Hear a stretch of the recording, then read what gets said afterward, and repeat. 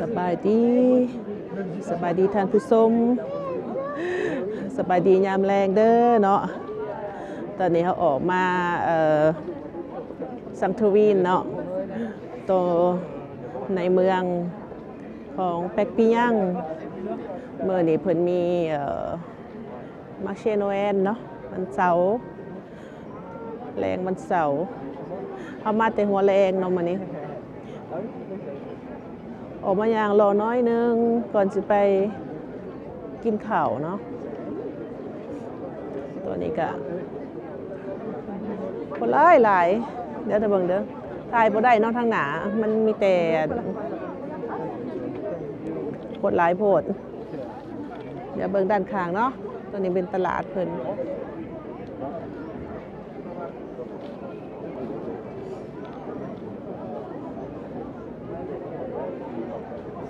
ไก่หอดยามโมงกินข้าวแล้วเนาะเดี๋ยวจะให้เบิ่งบรรยากาศตัว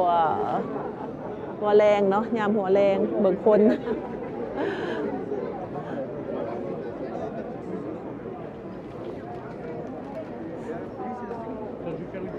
ว่าสิย่างไปสอบบอลน่ะถ่ายรูปน้อยนึงเนาะก่อนสิไปกินข้าวแต่ว่าเราก็เลยถ่ายบรรยากาศให้ทานผู้ชมได้เบิ่งยามหัวแรงเนาะมื้อนี้เพิ่นว่ามีจุดพลุตอน9 โมงเดี๋ยวบัดหลังกินข้าวแล้วเฮาสิไปเบิ่งเนาะว่าเพิ่นสิจุดอยู่จุดใดมื้อนี้ฮะก็เป็นมื้อทับอิฐเนาะเขาออกมาหล่อบุญก็แต่ละเขตก็เริ่มเนาะอาจจะเริ่มมื้อเดียวกันบ่แน่ใจหรือว่าบางบ่อนก็อาจจะเริ่มแต่เมื่อวานนี้เนาะ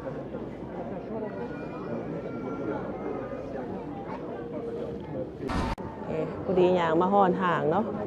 จะสิขับไปเบิกเครื่องน้อยนึงจะสิได้ยังแดอาจจะสิบ่ได้ถ่ายหลายเนาะดีเข้ามาทางในเนาะมาเห็นศพมือ มาลองศพมือเบิ่งมันเป็นแลน 80% บ่แล้ววะเลยมากแล้ว€35เนาะก็พอเอาอยู่มันพอดีมือจักยังบ่แน่ใจว่าจะสิเอาหมักแบบหนังนี่ก็หมักแต่ว่าญาติบ่เข้าสุดนะนี่มันมี2สีตัวนี้เนาะไปเพราะว่าเพิ่นสิซื้อให้โอเคเฮาได้เครื่องแล้วเนาะขอบใจสามีเด้อเพิ่นซื้อกาโดให้เนาะก็บ่ฮู้ว่าสิซื้อหยังเนาะปีนี้ก็พอดีมื้อนี้ก็ Black Friday แน่ก็บ่ได้มาเบิ่งเครื่องรุดน้อยนึงก็บ่มีหยังเนาะอาจจะมีอยู่แต่ว่าบ่รู้สึกว่าสิอยากซื้อหยังหั่นนะแบบว่าเครื่องเฮาก็มีเกือบครบแล้วเนาะที่ว่าพอใส่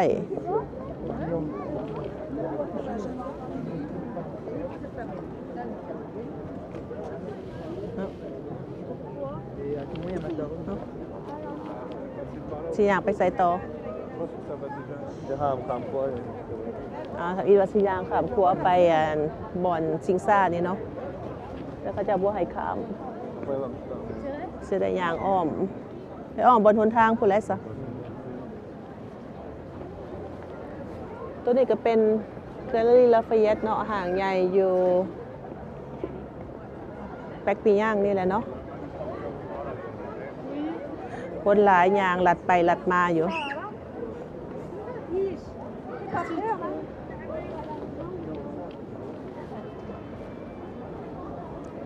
เดี๋ยวจะโทรจองห้านอาหารติ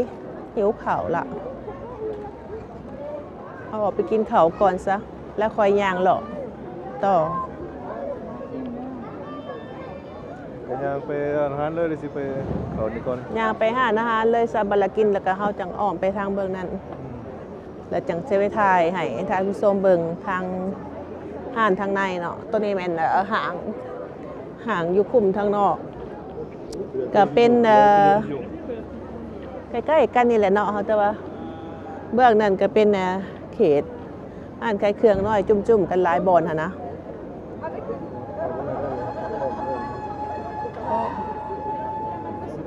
ยิงปุ๊บ ในเบื้องนี้ก็เจ้ากำลังจัดบอลสิยิงผู้เนาะโอ้อาจจะได้มาเบิ่งบอลนี่เนาะเดี๋ยวเอาไว้หลังกินข้าวพุ่นแล้วเนาะเพิ่นว่า9 โมงพุ่นไปหากินข้าวเอาแห้งก่อนเนาะแล้วคอยอย่างเลาะต่อยังมีหลายบอลที่ว่าเฮายังบ่ได้เห็นยังอีกเบื้องน่ะเดมักเช่ทางเบื้องน่ะเฮาบ่ได้ย่างเลาะจักเถื่อเฮาย่างไปเนาะบ่ล่ะวันนี้ก็สิได้เลาะเบิดคืนแหละวันนี้เดี๋ยวติดตามเบิ่งนำกันเนาะเดี๋ยวจะถ่ายให้เบิ่งเป็นระยะเด้อ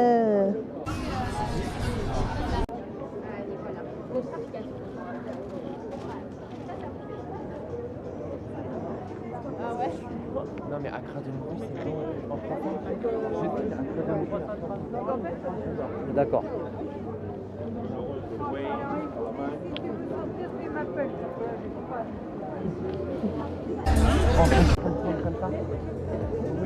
la ตอนนี้เฮาก็ย่างมาฮอดอาหารแล้วเนาะเอาว่าสิมากินอยู่ห้านนี่แหละอยู่ใกล้เขตในเมืองนี่ตอนนี้ก็พอดี7 โมงเพิ่นเปิดแล้วบ่ลองเข้าไปเบิ่งยังบ่ทันมีแขกเนาะแต่ว่าเฮาเริ่มหิวข้าวแล้ว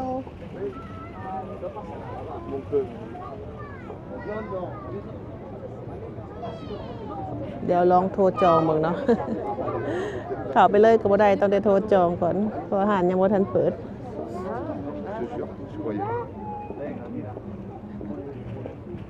ตอนนี้5ก็7 โมงยังเพิ่นว่า7 โมงพุ่นมันจึงเปิดว่าซั่นโอ้ยทางนี้ก็หิวข้าวเอาอย่างรอต่อสหาแนวอื่นกินถ่าแล้วซะหิวข้าวแล้ว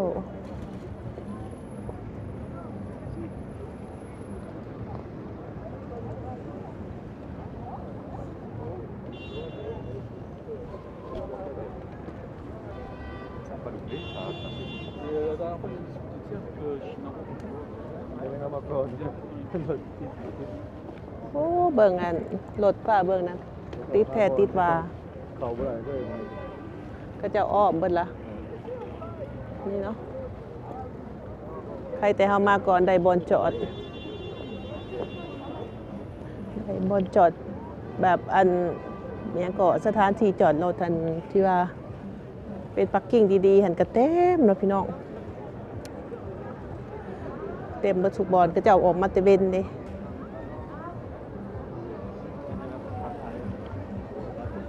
เอามาเบื้องเขตอาราโกบางห้านก็เปิดก่อนบางห้านก็ยังบ่เปิดเนาะตัวนี้เพิ่นขายยังอันนี้เพิ่นก็เปิดก่อนจะแม่นเป็นตาปัสเนาะกินแก้มซื่อๆกินเหล้าแก้มซื่อ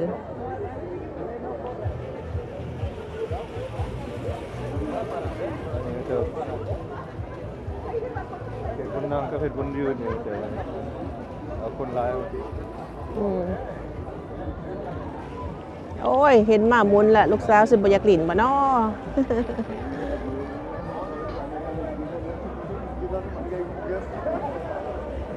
เอาสัตว์ซะ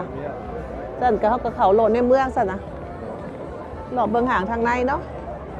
แต่ก็มีบอลกินเหมือนกันไปสอบกินทางหนาพุ่นแล้วซะบัดนี้นะ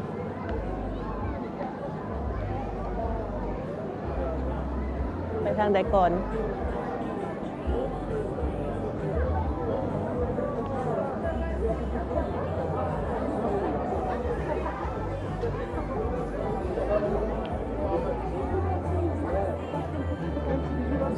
ดีนะลูกสวัสดีท่านผู้ชมในสบายดี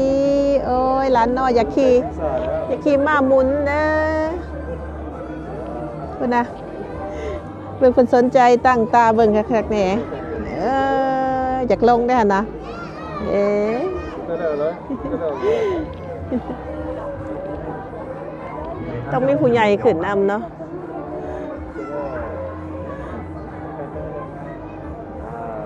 เรายังนั่งผู้เดียวบ่ได้อะ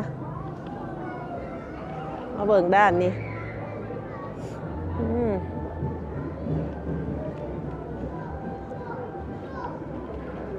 เครื่องเซลล์เขาออกมาขายบรรยากาศหัวแรงเนาะคนยังบ่หลายกับพอดียางเลาะมวน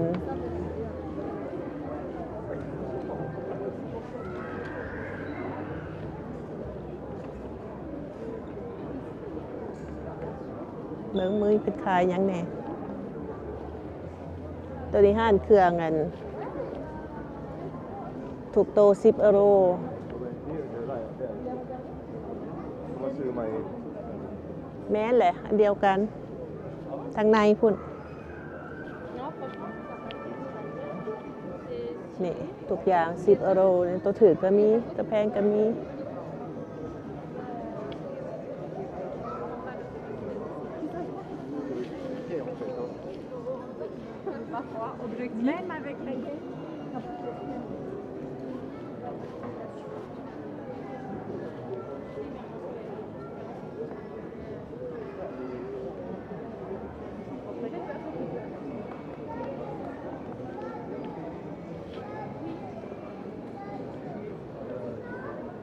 อากาศก็พอดีเนาะบ่หนาวแฮงอย่างกับพอดีม่วนถ้าฟังเบิ่งบัดเด็กๆพู้นแหละเนาะตอนนี้ก็ยังนุ่งเสื้อธรรมดายังบ่ได้ใส่หมวกใส่หยังเถื่อ เมืองอื่นแห้งสีหนาวเนาะเมืองนี้พอดีอยู่บ่หนาวแฮงก็หนาวแบบเขตใต้หั่นแหละเนาะบ่มีหิมะตกเด้อเมืองนี้อากาศก็บ่ได้ลงแบบลงสุดก็แม่น4-5เท่านั้นแหละคันว่ามื้อหนาวแห้งๆก็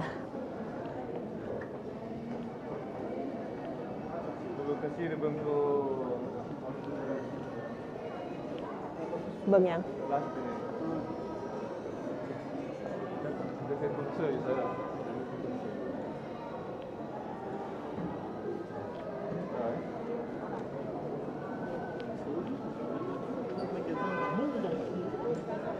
นี่เป็นห่านขนมชูโรสเนาะขายดีห่านได้กะ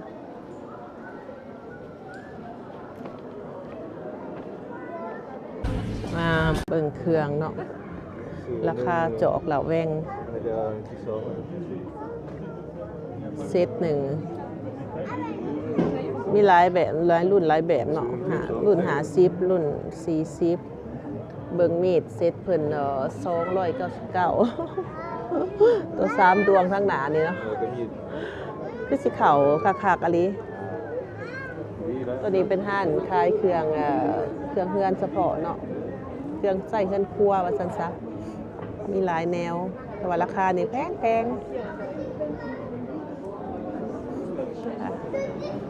อย่างเลาะต่อ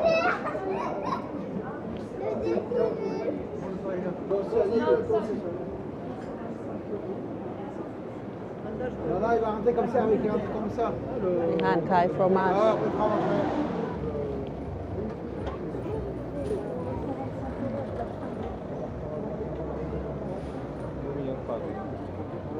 เด็กเป็นใจห่านเมืองนี้มันยังหัวแรงเนาะคนโบราณ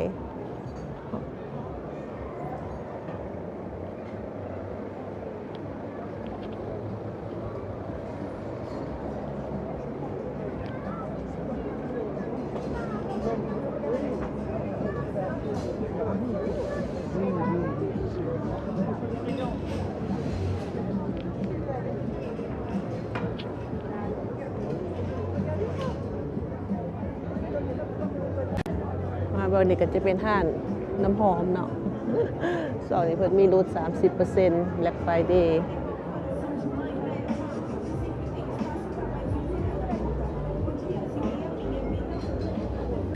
โอเคหลังจากยางอ้อมเลาะถาเนาะ พูดถึงแล้วก็พอดีกลับมาที่ห้านหมดเก่าคืนหิวข้าวแล้วตอนนี้เพิ่นก็เปิดห้านแล้วเนาะพอดีเลยหิวข้าวแล้วเนาะเมื่อยละมานั่งกินข้าวเอาแห้งก่อนเนาะในบรรยากาศห้านเพิ่นทางนอกว่าเอาสินั่งทางในเนาะบ่ได้จองเพิ่นก็คือซื้อข้าวได้อยู่เนาะบ่ดึงลูกสบายดีนะแม่กินข้าวกันเด้อว่าไปกินข้าวน้ำกันเด้อมาบ่ดึง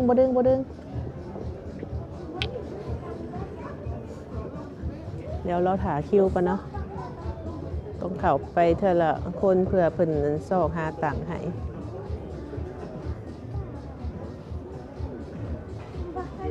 เข้าเลยบ่ตอนนี้เฮากะเข้ามาทางในแล้วเนาะเกือบสิบ่ได้บอลพอดีเพิ่นซอกบอลให้อันบ่ได้ก็สิแม่นนั่งทางนอกนี่แหละเนาะเดี๋ยวถาเพิ่นมาหับออเดอร์เนาะเป็นเมนูนำกันเนาะอุ้ยลูกก็ได้ ได้สิกินน้ำยังไง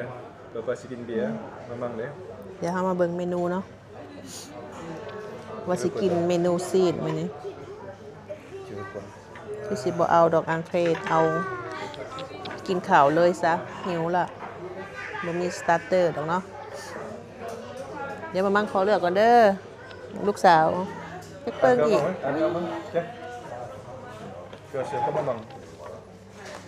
นี่เนาะเมนูซีนเพิ่น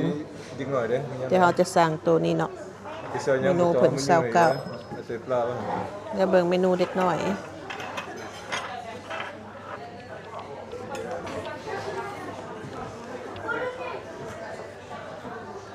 จังมื้อนี้เฮาสั่งหยังให้เราเมนูเอากะละมาเด้จ้ะบ่เอาดอกเครื่องทะเลมันเค็มคนน้อยมันจะเอานี่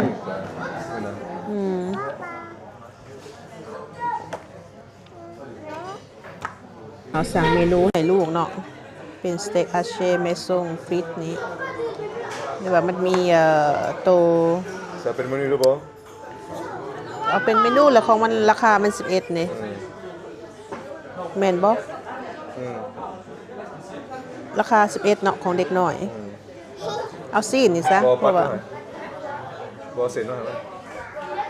ยิงกุ้ยนี่ได้บ่กินย่างเอานั่นล่ะเอามันฝรั่งให้เรา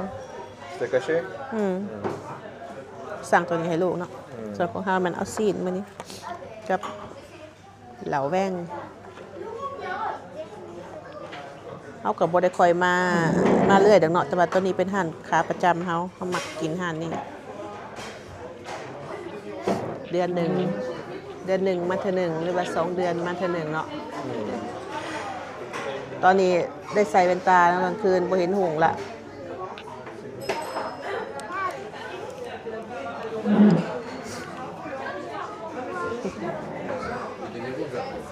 เดี๋ยวถามเบิ่งนอกจากนั้นเฮาก็สิสั่งอาหารแล้วก็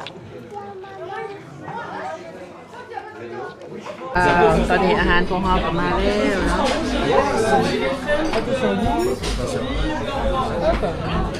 Oui. Et voici, du coup je reviens avec le pain. อันนี้เป็นอังเตอร์โคตของเฮาเนาะกับฟิต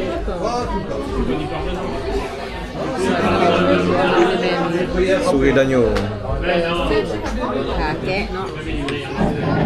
เป็นซีนขาแกะแล้วก็เขาลูกสาวก็เป็นซีนคือกันชุบ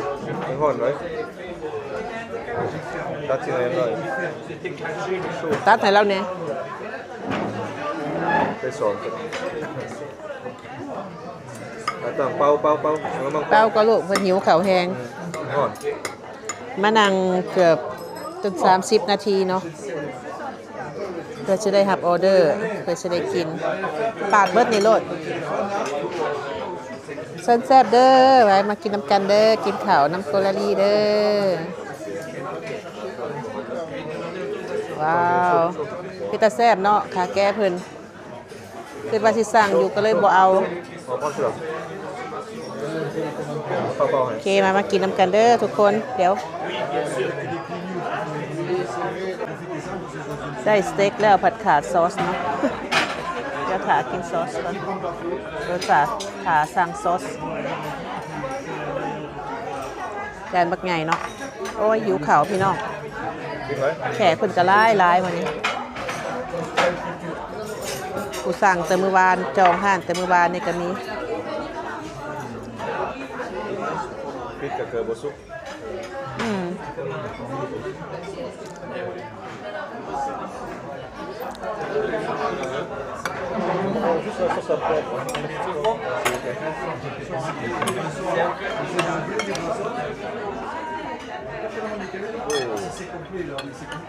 สมราคาก็สิยิงเลยสี่นะ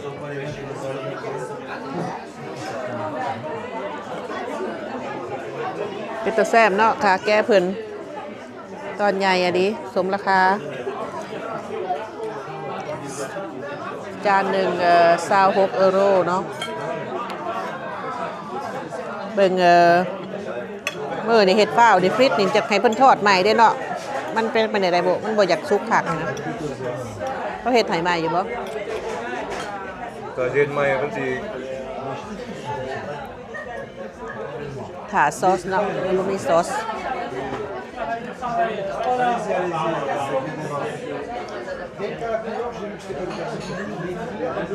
สรุปแล้วสเต็กเฮาก็บ่ได้ซอสสำหรับมื้อนี้ สั่งไปแล้วก็ปิดใส่หม้อเลยสงสัยลืมแหละแขกหลายโพดเนาะเบิ่งเลือดแขกทางหลังพี่น้องนั่งอีกข้างนอกอีกนี่นะเต็มเลยสามีเขาก็กินข้าวเรียบร้อยแล้วเนาะ ก่อน นั่งพักผ่อนหน่อยหนึ่งเอาก็จะกินต่อกินซ่าแน่ต้องป้อนเขาลูกพ่อ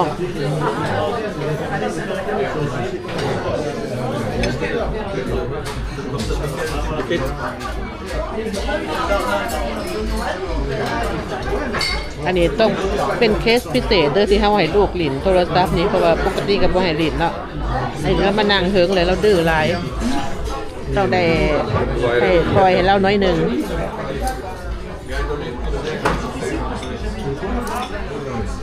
ตอนนี้เพิ่นก็เริ่มยิงดอกไม้ไฟเนี่ยเนาะแต่สะดานมันพกไม้บังเนาะบ่เห็นดีคนใดแล้วเขาซื้อน้องยักษ์ขับไปเบิ่งใกล้ๆเนาะคนร้ายขนาด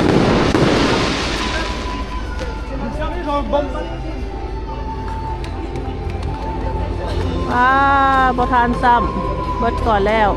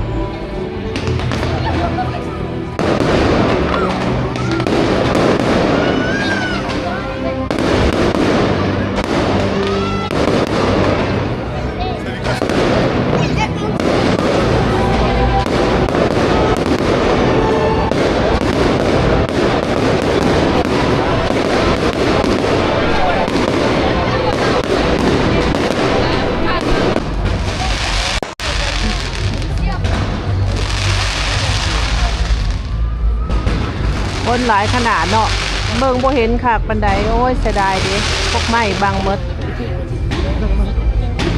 แต่ว่าคนกับเบิ่งหลายเนาะ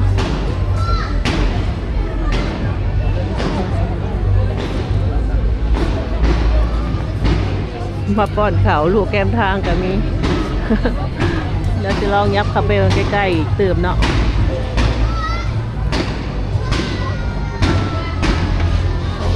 เสียดายเด้บ่เห็นคักซ้ำ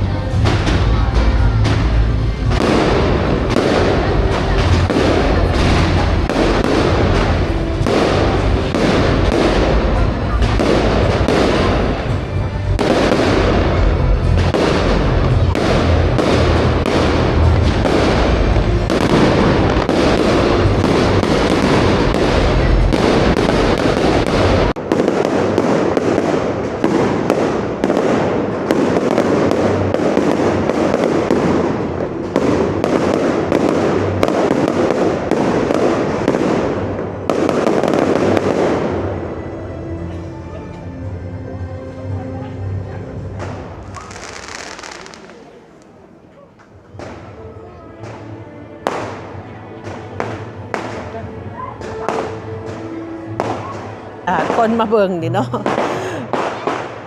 คนร้ายขนาดเบิ่งพี่น้อง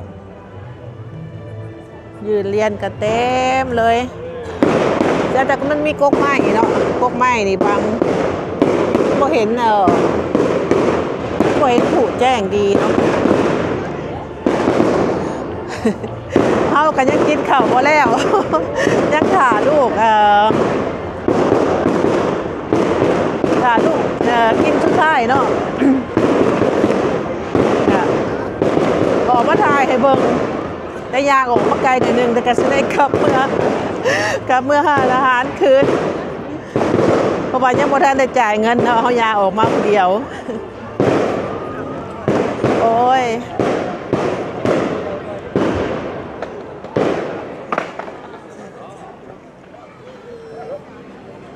กะใกล้สิจบแล้วแหละเนาะ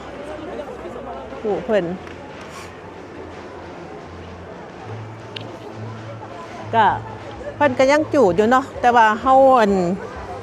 สิเข้าไปได้เลิกไลฟ์กะมันสิเข้าไปไกลโพดเนาะ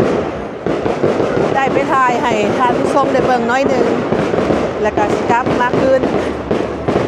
ขอทานอาหารแล้วนะตอนนี้บางคนอยู่แคมป์ทางเต็มแท่นเต็มบ่าร้านอาหารกับตอนนี้ก็โอ้เต็มเลยเนาะแล้วก็พอดีโมกินข้าวแดแบบว่าห้านเฮาเพิ่นก็เสิร์ฟซ่าแน่เนาะเพื่อจะได้กินกับ8 โมงครึ่งใส่เวลาบางคนก็จนใจให้ ใจให้ได้ข้าวซ่าหาเป็นสมงกับแมนแท้แล้วเนาะเพื่อจะได้กินโอเคตอนนี้ก็ออกมาแต่ห้านแล้วเนาะย่างเลาะต่อน้ำปนิเนาะเพื่อสิแล้วกระแลมถากกระแลมถ้วยเดียวกงลูกก็จนได้ถือออกมานำมือนี้ตั้งโหถ่ายอลีเด้อมือคนร้ายบ่ต้องมา เป็นบนเฮียนมานี่นะคนร้ายแล้วบ่ต้องมาหลอกกินไหมบ่เป็นมาหลอกหยังเลาะได้อยู่มากินบ่ต้อง บ่ต้องมากินอาหารยามบุญเตรียมยังมากินเองกินข้าวอิ่มอยู่บ้านแล้วจังไปเนาะ ตอนนี้ก็เขาเจ้ากระจูดผูแล้วเรียบร้อยเลยเนาะ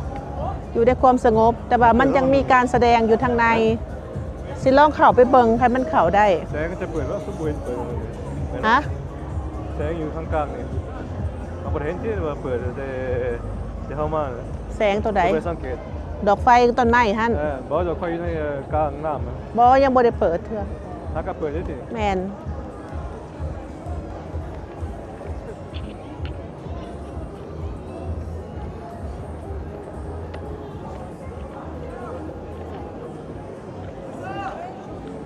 เริ่มเย็นแล้วเนาะ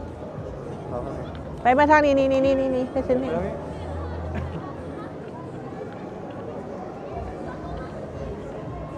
เราจะไปทางนะบอนกัสติเย่ไปทางนี้รัดเอาบ่ไปทางนี้ขึ้นไปทางเฮาไปทางนี้โอเคเอาตะวิดว่าสิไปทางเบื้องนี้เนาะวันนี้เฮามาเบื้องนี้เอา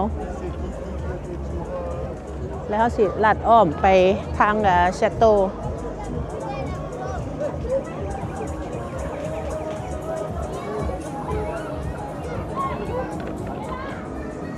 เรื่องนี้ก็บอลเข้ามาบางกี้นี่เนาะแต่ว่าเขาสิเอาไปเส้นทางใหม่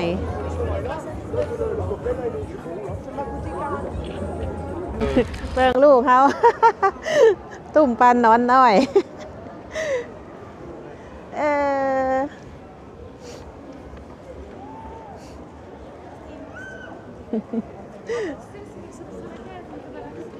เอากระสิได้อ้อมเฮิงอยู่ได้นี่เนาะเพื่อสิหอดทางนั่น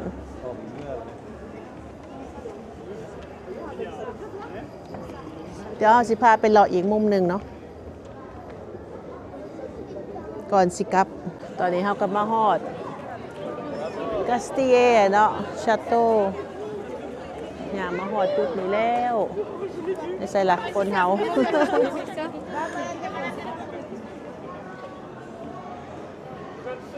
เ ยางต่อ C'est étoile.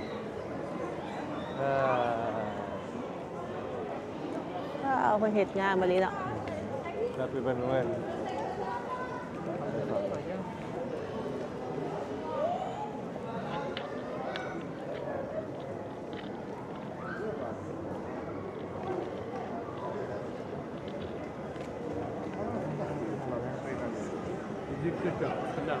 มาเบื้องสิงซ่า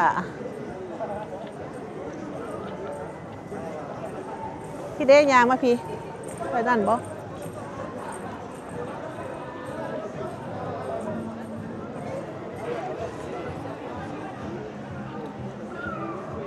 ว่าอย่าขึ้นขี่สิงซ่าเลยแหละ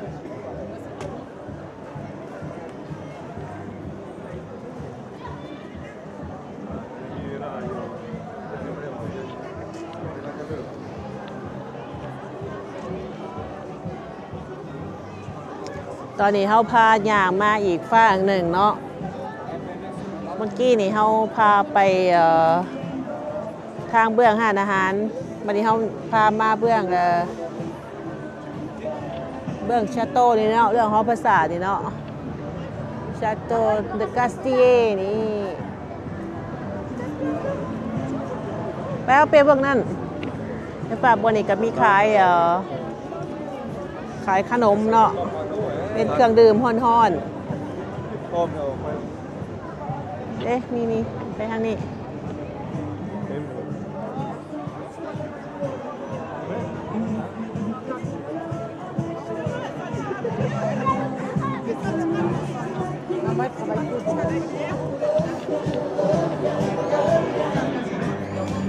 สิพาไปหล่ออันนะตลาดกลางคืนอีกเบื้องหนึ่งเนาะเบื้องนั้นยังบ่ได้เคยไปหล่อจ้าเถื่อมายามใดกะโอ้ไปบ่ได้เบื้องนี้ต้องไปทางนั้นไปทางนั้นคนหลายโพดเนาะอย่าอ้อมไปทางใหม่ก่อน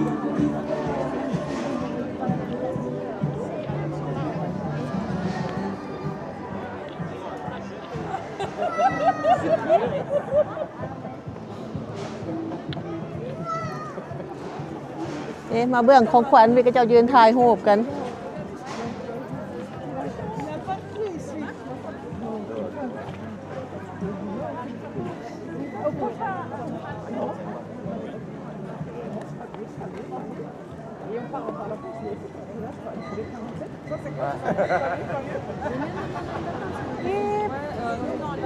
อันนี้เป็นกล่องของขวัญเนาะ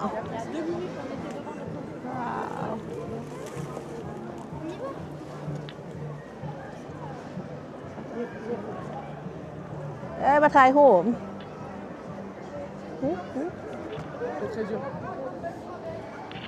ฮ่า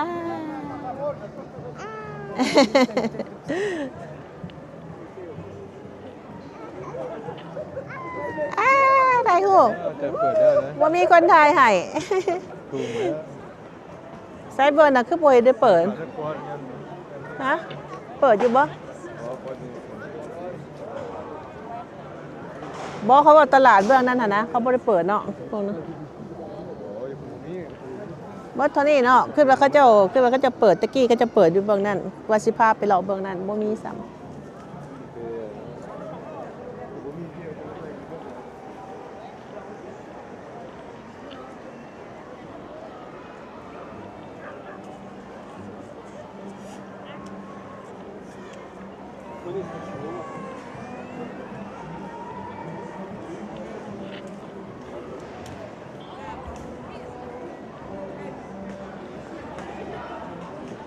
โอ้มาเบิ่งละ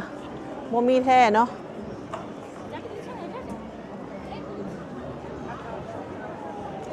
เมื่อนี่ก็เป็นมาแนชเนาะบอลหมุนนี่ต้นสะแปงเม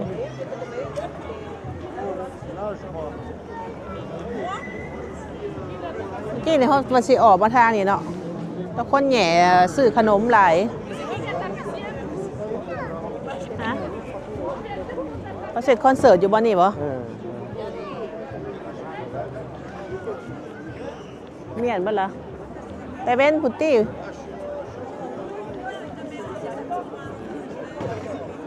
ย่างมาเบิ่งขากๆเนาะ ในทั้งหน้าเบื้องเฮานี่นะมันตะกี้เขาเจ้ามีตลาดเห็ดแล้วโอ้อยู่พุ่น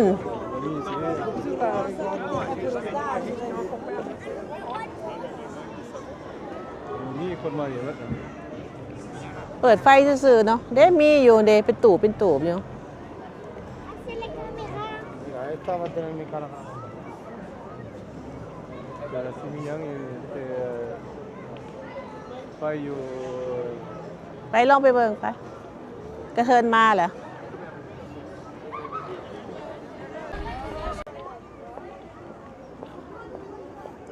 ตอนนี้เขาพามาเบิ่งบอลที่สองเนาะลองเขามาเบิ่งว่าเพิ่นมีหยังหลายบ่ทางนี้เพราะว่าทางนี้บ่เคยได้มาโหลดจากเถื่อเนาะตลาดกลางคืนทางเบื้องนี้จะเป็นมีหยังแด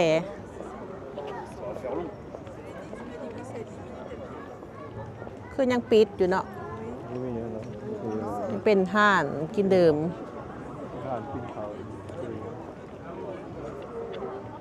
กันมาเต็มอยู่พุ่นจะมากินนี่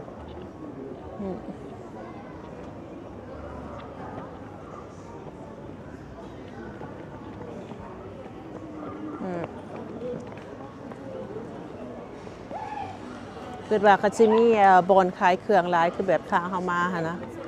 เป็นตั้งกันนะตูบแดงๆค่ะนะโอเคเดี๋ยวสิยางแต่ฮอดนี่เนาะบ่มีหยังหลาย นี่มีแต่เบื้องนี่มีแต่บนอาหารซื่อๆจะมา เอาโอเคเฮาก็จะได้กลับเมื่อคืนนะบัดนี้นะไปกลับเมื่อคืนตั้งแวมาเบิ่งเพราะว่าทุกปีเห็นเขาเจ้าอันเปิดฟังเบิ่งนี่มาตั้งอยู่นี่ก่อนเขาจะอัดช่องนี้จะมาตั้งอยู่นี่นี่จะไปตั้งอยู่ในเมืองเลย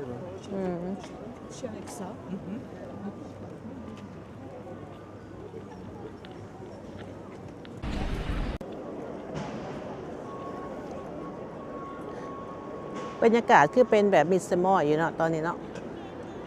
อยู่ในความสงบหลังจากจุดบางไฟแล้วก็มีแต่คนย่างรอลินนี่แหละเนาะ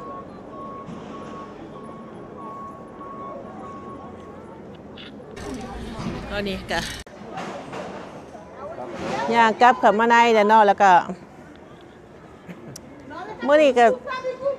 เสียเที่ยวน้อยหนึ่งเนาะเพราะว่าเฮาบ่เห็นเขาเจ้าหลินคอนเสิร์ต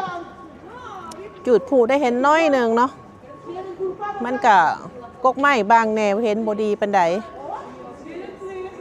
ตอนนี้ก็เป็นเวลาประมาณ10 โมงแล้วเฮาก็สิได้เดินทางกลับก่อนเนาะขอบใจทุกคนเด้อที่เข้ามาเบิ่งมาชมคลิปของเฮาเนาะฝากกดติดตามเด้อเนาะผู้ใดเข้ามาเบิ่งใหม่ก็ช่วงนี้ก็บ่ค่อยได้ลงคลิปหลายก็มื้อนี้มีโอกาสได้มาถ่ายให้ทานผู้ชมได้เบิ่งมื้อทำอิฐของตลาดกลางคืนเนาะมาเชเดโนแอน